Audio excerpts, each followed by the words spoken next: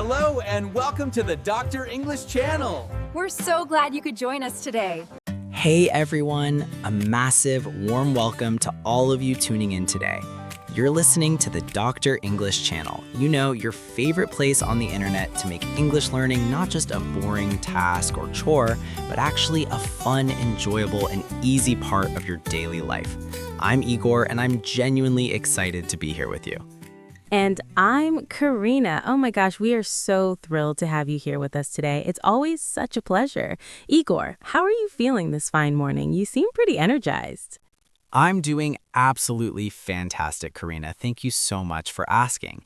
My day actually started off perfectly with a fresh, piping hot cup of coffee, like the perfect temperature. And honestly, that's really all I need in life to feel relaxed, focused, and ready to dive into our lesson today. How about you? How has your day been going so far? Oh, I completely agree with you about the coffee. There is genuinely something so special and almost sacred about that morning coffee ritual, isn't there? It's like hitting the reset button on your brain. My day is going great because today we have a topic lined up that I just know our listeners are going to find incredibly useful and practical. That's absolutely right. Today, we're focusing specifically on daily routines, the things we do every single day. Now, you might be thinking to yourself, Igor, Karina, I talk about my day all the time. Why do I need a lesson on this? But that's exactly the point. That's precisely why it's so important. Because we live our routines every single day without even thinking about it, we use these specific verbs and time expressions more frequently than almost anything else in the English language. Exactly. It's like the bread and butter of communication, the foundation of everyday conversation. Whether you're meeting a brand new friend at a party, chatting casually with a coworker at the water cooler, or even just making small talk with a stranger, you're inevitably going to end up talking about what you do from the moment you wake up in the morning until you finally hit the hay at night. Oh, and before we get deep into the heart of our episode, we have our usual quick favor to ask all of you wonderful people. Yes, if you're enjoying learning with us and finding our content helpful, please take just 1 second to like this video, share it with your fellow English learners or friends who are trying to improve, and most importantly, don't forget to subscribe to the Dr. English channel. It genuinely really helps us keep creating this free content for you. We truly appreciate all the support more than you know. Every like, every share, every subscription, it all makes a huge difference. Absolutely. Now, for today's main feature, we're doing something a little bit different and special. We aren't just going to stand here and lecture you with boring grammar rules. Instead, we have a very special real-life story from an actual friend of the channel. Her name is Jessie, and she sent us this wonderfully detailed message describing her typical weekday routine in her own words. That's right. We're going to listen to Jessie's complete story first, from beginning to end. And while you're listening, this is important, try to actively catch and note the specific times she mentions throughout her day, like 6 a.m. or 12 p.m., and pay special attention to the action verbs she uses to describe what she does. After we hear her full story, Igor and I are going to break it all down together, discuss the important vocabulary, analyze some phrases, and maybe even share a little bit about how our own personal routines compare to hers. It's honestly such a great, effective way to hear real, natural, authentic English and pick up useful phrases that you can start using immediately in your own conversations. So, without further ado, without any more delay, let's listen to Jessie tell us about her daily routine. Hello, everyone. My name is Jessie, and I'm really happy and excited to tell you all about my daily routine. My weekdays usually follow a very specific, predictable pattern. I'm definitely a creature of habit.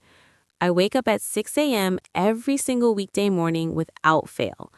I have to be completely honest with you, I really don't like waking up that early. I'm naturally more of a night owl, I think. But because my job starts pretty early in the morning, I honestly don't have much of a choice in the matter. It's just something I have to do. The very first thing I do after my alarm goes off is force myself to get out of bed, which is always the hardest part, and head straight to the bathroom. No detours, no delays. I immediately brush my teeth thoroughly and wash my face with cold water. There's something about that shock of cold water on my face that really makes me feel so much more awake, alert, and ready to face the world and whatever challenges the day brings. Next, I make my way to the kitchen, which is honestly my favorite part of the entire morning routine. This is where I make my beloved cup of coffee. I absolutely, completely love coffee. I'm totally addicted to it. While the coffee is brewing and that amazing smell fills the kitchen, I usually take those few precious minutes to check my phone.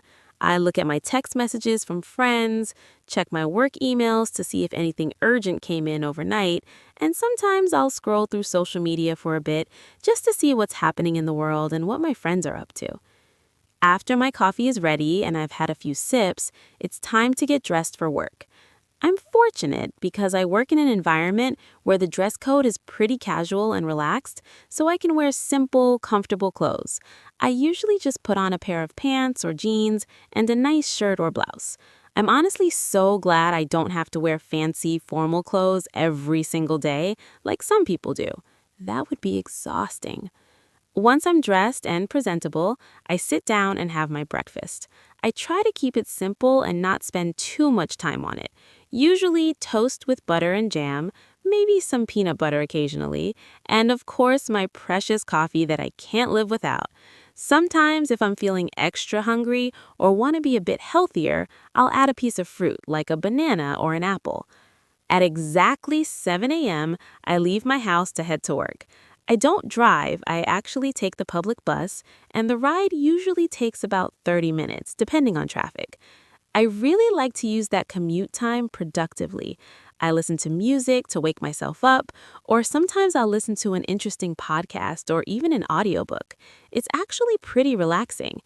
I arrive at my office building around 7:30 a.m., which gives me about 15 minutes to settle in, grab some water, chat with coworkers, and mentally prepare myself before my actual workday officially starts at 7:45 a.m.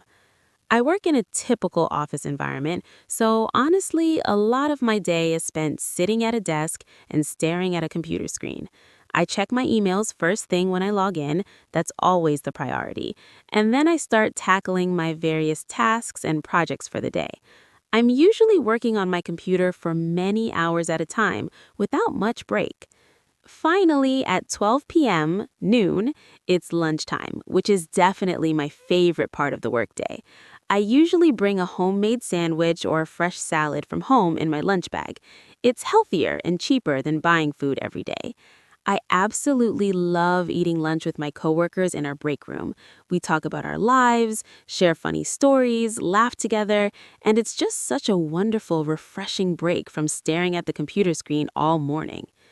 In the afternoon, after lunch, I continue with my work, which sometimes includes attending meetings, both in-person meetings in conference rooms and virtual meetings online. My workday officially wraps up and ends at 4:30 p.m., and then I head back to the bus stop to catch my ride home. I'm usually back home, walking through my front door by around 5 p.m. When I first walk through the door after work, the first thing I like to do is just relax for a little while and decompress from the workday. I'll kick off my shoes, change into comfortable clothes, and sit on my cozy sofa. I might watch a little TV, maybe the news or a favorite show, or I'll read a few pages of whatever book I'm currently into. Later on, around 6:30 p.m., I start thinking about dinner and begin making it. I actually genuinely enjoy cooking. It's like a creative hobby for me, so I often experiment and try out new recipes I find online or in cooking magazines. After I finish eating dinner, I handle the not-so-fun part, washing all the dishes. It's definitely not my favorite chore, but it has to be done. Then in the evening, I spend quality time with my family. We might watch a movie together, or we'll just sit around and talk about our days, how work went, what happened, any interesting stories. Sometimes, if I have energy and the weather is nice, I'll squeeze in a little exercise, like taking a short walk around the neighborhood or doing some stretching. Before I finally go to bed, I take a relaxing shower to wash off the day, and then I read for a bit longer, maybe 20 or 30 minutes to help my mind wind down. I usually climb into bed around 10:30 p.m. I really try hard to get about 7 or 8 hours of sleep every night because I know how incredibly important sleep is for health, energy, and mental clarity. That's basically my typical weekday in a nutshell. Weekends, though, weekends are a completely different story. Much more relaxed, spontaneous, and fun. But that's a story for another day. Wow, what a wonderful, clear, and detailed story. Thank you so much for sharing that with all of us, Jessie. It's genuinely so helpful and valuable to hear someone describe their day so clearly and naturally, especially with all those specific times mentioned, like 6 a.m., 7 a.m., 12 p.m. It really helps paint a complete picture. I completely agree, Karina. Jessie used so many essential, fundamental English verbs that absolutely every learner should know and master. Think about it for a second. Wake up, get out of bed, brush your teeth, wash your face. These are genuinely the building blocks of daily conversation. And I think we can all deeply relate to Jessie when she says she doesn't like waking up early but has to do it anyway for work. That's such a universal experience. Oh, absolutely. The morning struggle is so real for most people. But as Jessie mentioned, having a routine, even one that starts painfully early, really gives your entire day structure, organization, and a sense of control. I also really noticed and appreciated that she mentioned washing her face with cold water specifically to feel more awake. It's those little, specific details that make the English sound so natural and authentic. Yes, those details matter so much. And let's definitely talk about her morning coffee ritual. She mentioned checking her phone while the coffee is brewing, looking at messages, emails, social media. That is such a modern, relatable routine, isn't it? I think probably 90% of people do exactly that same thing. It really is. It's become the way most of us connect with the outside world before we even physically leave the house. I also really liked and appreciated her description of her work clothes. She specifically mentioned wearing simple clothes like pants and a shirt because she doesn't need to be fancy or formal every day. For many people, being comfortable at work is absolutely a huge plus and makes such a difference in how you feel. Definitely, comfort matters. And did you notice her commute details? She takes the bus for 30 minutes each way. That's actually quite common in cities. And she said she listens to music or podcasts during that time. That is honestly the perfect opportunity for our listeners to tune in to the Dr. English channel. You can literally turn your daily commute into a moving classroom. What a great suggestion and plug for our show, Igor. I love it. Now, Jessie also mentioned her work schedule very specifically. She arrives at the office at 7:30 a.m., even though her work doesn't officially start until 7:45 a.m. That's actually such a great professional habit. Being on time or even a few minutes early is so important in a professional environment. It shows respect and responsibility. It really is crucial. First impressions and punctuality matter so much. And once she's actually at her desk, it's all about the computer work, just like so many modern jobs. So many of us spend our entire days looking at screens now. It's just the reality of the digital age. But Jessie makes sure to take time for a social lunch at noon with her coworkers. I think that's fantastic that she brings her lunch from home, a sandwich or a salad. It's definitely a healthy choice and also a great way to save a bit of money over time. Absolutely. And more than just saving money, she's building genuine friendships and connections. She specifically mentioned talking and laughing with her coworkers during lunch. That social interaction makes the entire workday go by so much faster and makes it much more enjoyable overall. Work isn't just about work. It's also about the relationships. So true. Her evening routine sounds really balanced and healthy too. Finishing work at 4:30 p.m. is actually a pretty nice time because you still have a good, substantial portion of the evening left for yourself and your personal life. I absolutely love that she prioritizes that decompression time on the sofa when she first gets home. It's so important to mentally and emotionally disconnect from work and transition into home mode. Yes, that transition time is crucial for mental health. And she cooks dinner herself, which is wonderful, even though she has to do the dishes afterward, which she honestly admitted isn't the fun part at all. It's all part of the process of taking care of yourself. and ending the day with quality family time, maybe some exercise and a good book, that's honestly the perfect way to wind down and prepare for sleep. It really is an ideal evening routine. And that goal of 7 to 8 hours of sleep she aims for, that is genuinely top-tier, expert-level advice. Sleep is absolutely crucial for our bodies and our minds to function correctly and optimally. Without enough sleep, everything else suffers. So, Igor, after hearing all about Jessie's day in such detail, how does your personal routine compare to hers? Are you an early bird like Jessie, or are you more of a night owl?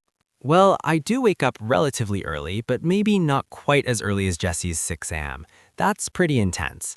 I usually roll out of bed around 7 a.m., which gives me enough time to get ready without feeling too rushed. And just like Jesse, I'm definitely not always the happiest person when that alarm clock first goes off. But the routine is basically the same. Head to the bathroom, brush teeth thoroughly, wash face with water, and then, this is the most important step, make that essential morning coffee. The universal coffee connection. We all seem to share that dependency on coffee. Exactly. It's like a prerequisite for functioning. I drink my coffee slowly and check my text messages and work emails on my phone just like Jesse does. It's my personal way of gradually waking up my brain and getting it ready for the day. But my commute is actually a bit different from hers. Jessie takes the bus, which is great, but I actually drive to work in my car because my office is located a bit further away from my home. It usually takes me about 25 to 30 minutes depending on traffic conditions. How about you, Karina? What's your morning like? I'm more of a 7 a.m. waker-upper too. I think that's a reasonable time. And yes, absolutely, coffee is a non-negotiable must-have for me every single morning. I actually usually check the news headlines on my phone while I'm having my breakfast. I like to know what's happening in the world. Speaking of breakfast, Jessie mentioned having toast, and I do eat toast sometimes, but I usually prefer eating yogurt with some fresh fruit and granola mixed in. It feels like a very healthy, light start to the day that doesn't weigh me down. That does sound delicious and nutritious. I'm a bit more traditional and boring, I guess. I usually have toast with eggs for me, scrambled or fried, or sometimes just a quick bowl of cereal if I'm running late and don't have time to cook. And my drive to work is about 25 minutes, like I said, but you mentioned your commute is actually shorter than mine? Much, much shorter. I'm very lucky in that regard. I also drive, but my commute only takes me about 15 minutes to get to the studio from my house, sometimes even less if traffic is light. When I arrive and get here, the very first thing I do is check my emails and organize my tasks for the day in my planner, which is exactly what Jessie described doing. It really seems like checking emails first thing is the universal first step of basically every office worker's workday. It absolutely is. Email has taken over our lives. Our jobs here at Dr. English Channel involve a lot of computer work too, especially for producing this podcast, writing scripts, editing, researching topics. For lunch, I'm very similar to Jessie.